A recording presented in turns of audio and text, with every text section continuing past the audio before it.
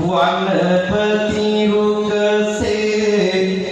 කටයුතු කෙරුවේ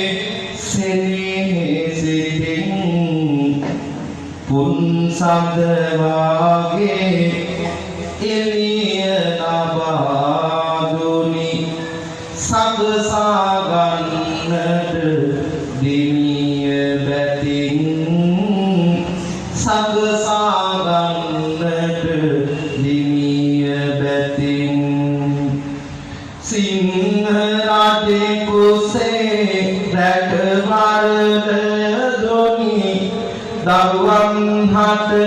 නිරතුරුව ගතින් එහෙව් තාත්තා අමතක කරන්න කිසිම මොහොතකදී නොයක ඉතින්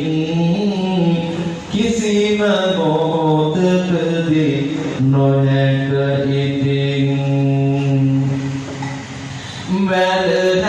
වැදහැලියඳගෙන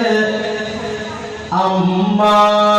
දරමිනියන් හිස මතින් තියන් දහක